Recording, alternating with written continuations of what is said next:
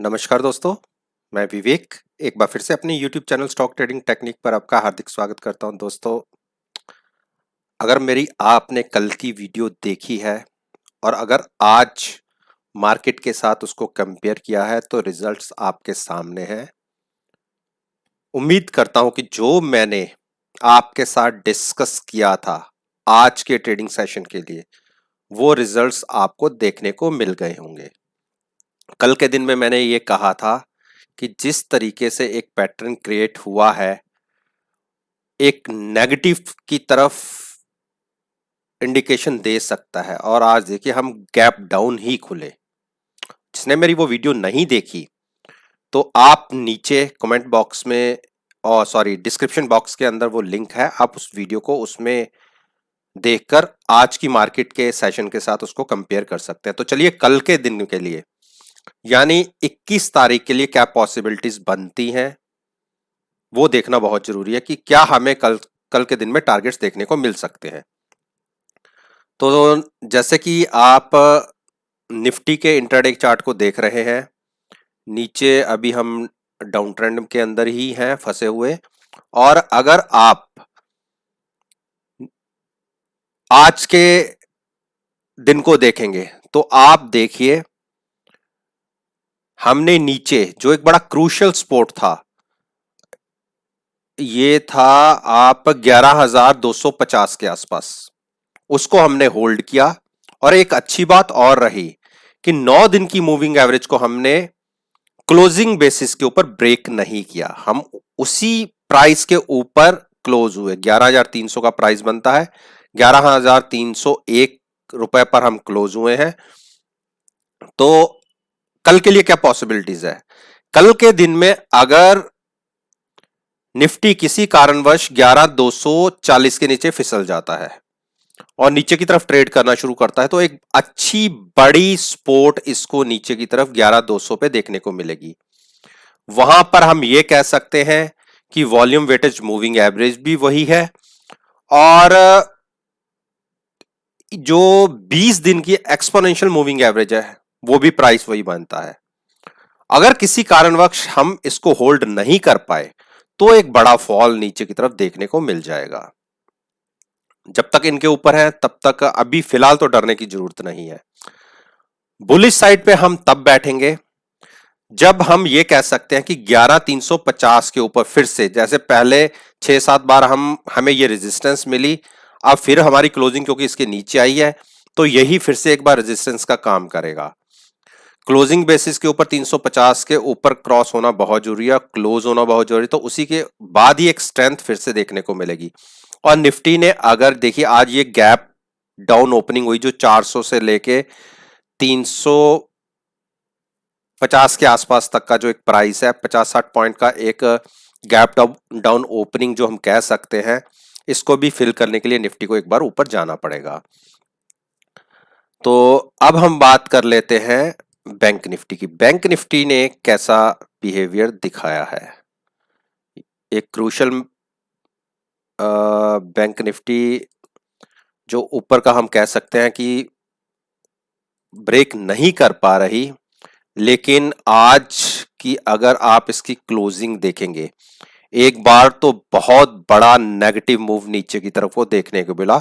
हमने 21,750 भी छू लिया था, लेकिन वहां से फिर एक बड़ी रिकवरी देखी गई और क्लोजिंग हम कह सकते हैं एक जो जिस चीज का रिस्क था उसके नीचे की क्लोजिंग नहीं है। क्लोजिंग हमारी दो मूविंग एवरेज यानी 9 दिन की मूविंग एवरेज और 20 दिन की मूविंग एवरेज के बीच में आई है। एक क्लोजिंग बेसिस के ऊपर मैं बताता हूं कि 21,925 को अगर ब्रेक करके हम फिर से ट्रेड करना नीचे शुरू करते हैं तो 21,750 को हम फिर से छू सकते हैं। और अगर ये सपोर्ट फिर से हम नहीं होल्ड कर पाए तो हम नीचे 21,000 तक गिर जाएंगे। और आप देखिए कितना बड़ा एक गैप डाउन ओपनिंग जो हुई है, ये गैप जो बन गया है 22,224 से लेके 22,080 तक का, ये 150 पॉइंट का गैप अगर किसी कारणवश हम ऊपर ओपन होते हैं तो ये गैप फिल होगा। बैंक निफ्टी इसको फिल करने के लिए ऊपर की तरफ आ सकती है और कहीं 22,220 को ऊपर क्रॉस करके ट्रेड करना शुरू करती है तो उस केस में फिर इसको 22,430 पर रेजिस्टेंस मिलेगी। देखिए कितनी बार, 1, 2, 3, 4, 5, यानी इस रेजिस्टेंस को ये क्रॉस नहीं कर पा रही।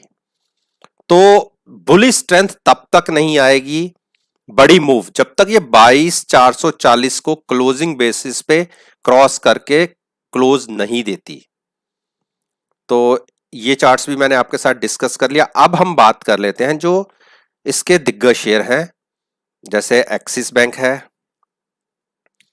एक्सिस बैंक ने आज देखिए एक, अगर एमएसीडी को देखेंगे तो ये देखिए इसने एक नेगेटिव स्ट्रेंथ, जो नेगेटिव साइड का इंडिकेशन दिया है और हम ये कह सकते हैं कि अब इसमें बड़ी वीकनेस देखने को मिल सकती है। और अगर हम स्टॉक प्राइस के हिसाब से देखिए, केवल अब इसको एक स्पोर्ट 50 दिन की मूविंग एवरेज की रह गई है। किसी कारणवश हम कल फिर इसके नीचे इसका प्राइस ट्रेड करना शुरू करता है तो आप 434 रुपए का स्टॉप लॉस लगा के आप शॉर्ट में बैठ सकते हैं। टारगेट 416 के देखने को मिल जाएंगे। स्ट्रेंथ इसमें देखने को तब मिलेगी जब ये 440 के ऊपर ट्रेड होना शुरू करेगा। 424-25 जब प्राइस जाएगा उस केस में एक स्ट्रेंथ देखने को मिलेगी। तो हम ये कह सकते हैं कि 450 तक के मूव्स ऊपर की तरफ आपको देखने को मिलेंगे, अदरवाइज इसमें कोई स्ट्रेंथ नहीं है। अब हम बात करें जो दूसरा बैंकिंग सेक्टर का अच्छा दिग्गज शेयर है, Kotak Mahindra bank. Bank Nifty में अच्छी वेटेज रखता है और इसने देखिए अगर एमएसीडी में देखेंगे तो एक अच्छी अप मूव दिखाई थी लेकिन बुलिश क्रॉसओवर नहीं दे पाया और फिर एक रिवर्सल नीचे का। तो अभी हम इसको एक नेगेटिव साइड की तरफ देख सकते हैं।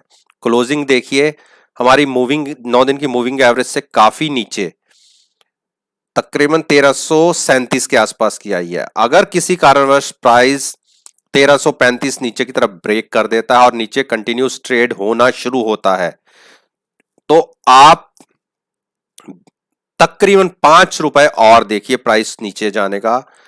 स्टॉप लॉस लगाइए 1335 का, 34-35 का स्टॉप लॉस लगा के 1330 प्राइस हो तो आप शॉर्ट करिए। नीचे के टारगेट्स 1300 तक के आपको देखने को मिल सकते हैं।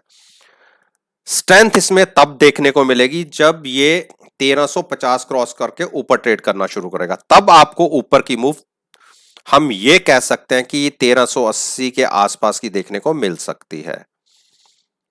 स्टेट बैंक एक दायरे में फंसा हुआ है और आज देखिए इसकी क्लोजिंग ठीक ठाक आई। इसने ज्यादा निराश नहीं किया जैसे मार्केट ने आज की मूव दिखाई थी नीचे की तरफ। हाँ, कल के कंपैरिजन में हम काफी नीचे क्लोज हुए हैं लेकिन एक इसने जो मूविंग एवरेज है तकरीबन 20 दिन की उसको होल्ड कर लिया। किसी कारणवश कल हम 193 के नीचे ओपन होते हैं और कंटिन्यूस ट्रेड करना शुरू करते हैं तो आप उस केस में 195 का स्टॉप लॉस लगा के शॉर्ट में बैठिएगा। आपको 191 के टारगेट्स बहुत स्पीड से देखने को मिलेंगे।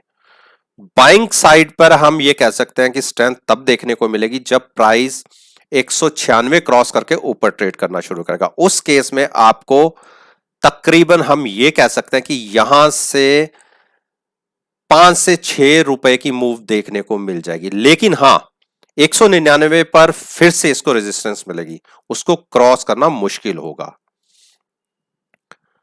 अगला बैंक है जो अच्छा दिग्गज बैंक है, एचडीएफसी बैंक, जो निफ्टी बैंक के अंदर 37% की वेटेज रखता है और क्लोजिंग बहुत अच्छी आई है इसकी क्लोजिंग ने इतना निराश नहीं किया और इसी की वजह से कि बैंक निफ्टी भी काफी रिकवर हुई है। आप देखिए इसकी जो क्लोजिंग आई है जो 9 दिन की मूविंग एवरेज होती है उसके ऊपर आई है और 20 दिन की मूविंग एवरेज को भी इसने होल्ड कर लिया है। हाँ, अपने हाई से नीचे गिरा नो डाउट, लेकिन अभी भी इसमें स्ट्रेंथ बाकी है। कल के दिन की ओपनिंग अगर 1070 से ऊपर आ जाती है और उसके ऊपर ट्रेड करना शुरू करता है तो बैंक निफ्टी को खींचने का काम यही एक स्टॉक करेगा। उस केस में आप स्टॉप लॉस लगाइए 150 का। अच्छी बड़ा रन देखने को मिल सकता है, लेकिन इसके विपरीत अगर प्राइस 1045 के नीचे ओपन होता है और कंटिन्यूस ट्रेड करना शुरू करता है तो आप देखिएगा नीचे का फॉल भी उसी तरीके से दिखने को मिल सकता है जिस तरीके से हम ऊपर की उम्मीद कर रहे हैं। उस केस में प्राइस 1000 तक 1010 तक भी गिर सकता है। अब मैं इंडस बैंक की भी बात कर लेता हूं। अच्छी बढ़िया वेटेज रखता है बैंक निफ्टी के अंदर और कंटिन्यूस एक दायरे में फंसा हुआ है। पिछले 10 दिन से अगर आप देखेंगे, आज एक गैप डाउन ओपनिंग हुई और एक दायरे में फंसा हुआ है। दायरा नीचे की तरफ ब्रेक नहीं कर पा रहा। अगर कल 510 से नीचे ओपन होते हैं और कंटिन्यूस ट्रेड करना शुरू करते हैं तो आप 490 के लिए एक बड़ी मूव शॉर्ट साइड पर बना सकते हैं। अदरवाइज कहीं 516 के ऊपर की ओपनिंग होती है और कंटिन्यूस ट्रेड करना शुरू करता है, 520 तक का वेट कीजिए, 516 का स्टॉप लॉस लगाइए और बाइंग में बैठिएगा। ये ओपनिंग बहुत डिपेंड करती है किसी भी स्टॉक की कि उसको किस तरफ जाना है। रिवर्सल बहुत मुश्किल होते हैं। आप देखिए, अगर यहां डाउन खुला है तो ये डाउन ही गया है। आप देखिए ओपन यहां पे हो, अगर कल के दिन से अगर ओपनिंग नीचे हुई है तो प्राइस नीचे ही रहा है। तो रिवर्सल देखने को मिलते हैं, मैं ये नहीं कहता कि रिवर्सल नहीं देखने को मिलते, लेकिन अगर आप 100 कैंडल्स देखें तो 95 कैंडल्स में रिवर्सल देखने को नहीं मिलते। जिस तरफ की ओपनिंग हो जाती है उसी तरफ की डायरेक्शन पर प्राइस दिखाता है। अब हम बात करें HDFC बैंक और सॉरी निफ्टी इंडेक्स में अच्छी वेटेज रखता है और कई दिनों से एक दायरे में फंसा हुआ है। ये दायरा टूटने का नाम ही, अब देखने की बात यह है कि देखिए कल इसने एक कोशिश जरूर की ऊपर जाने की।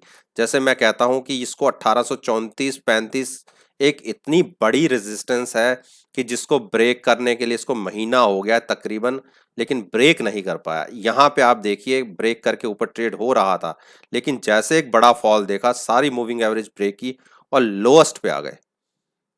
देखिए यहाँ पे 1900 का हाई और 3 दिन के अंदर ही 1730 का लो। कितनी बड़ी मूव थी। तो इस मूव की कुछ तो भरपाई होना जरूर थी जो 50% के आसपास यहाँ बनती है।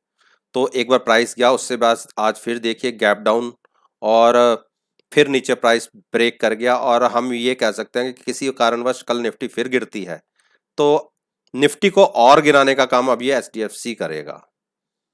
तो अगर नीचे डाउन गैप डाउन ओपनिंग होती है तो आप आज की क्लोजिंग 1785 का स्टॉप लॉस लगा के शॉर्ट बैठिए, 1735 के टारगेट देखने को मिल जाएंगे।